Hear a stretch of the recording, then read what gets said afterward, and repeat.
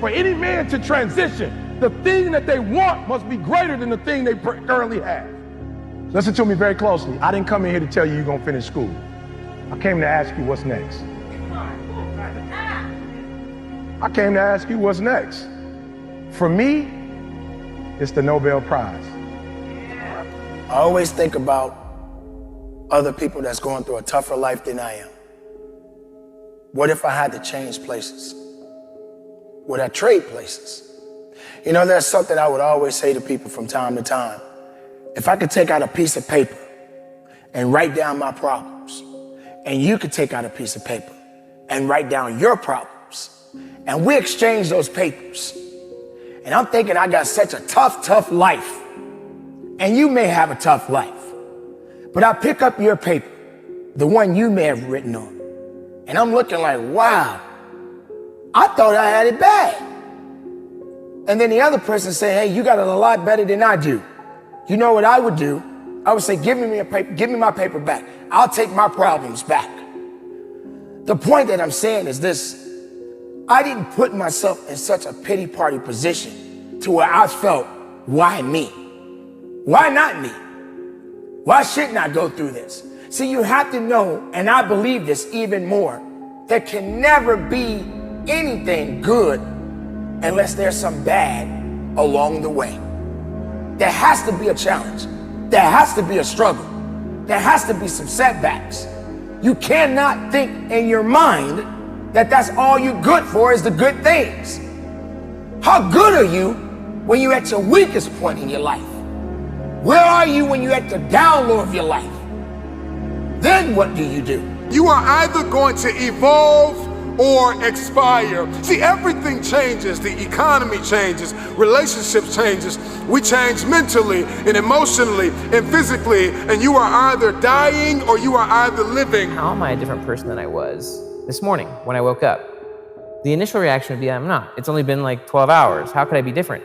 But if I really think about it, what do I now know that I didn't know before? What experiences have I had that my prior self hadn't had when I had just woken up? And if I actually think about it, just like gratitude, I'm creating the frame of my past. I actually can and do see that I am different than my past self, even 12, 13 hours ago, or the night before. And by appreciating that, I now acknowledge that I've changed, which increases my psychological flexibility. It allows me to see that I am not the same person, that I am growing, that I am evolving, which is really useful for then thinking of your future self as a different person. You don't know. Like there's no time machine, there's no future machine. We're all over analyzing everything. Like, how do you know? You don't. Like, this is why I keep trying to push people. The only thing that I know seems practical is, are you happy? Are you happy today? Feels like it's the right thing. Are you this is important. You can't analyze. Like, I didn't know that starting a YouTube show for my wine business was gonna be the reason that I was gonna have a huge investing career. I couldn't see that. This 30 seconds is your life passing you by, an opportunity to change. It's your prerogative.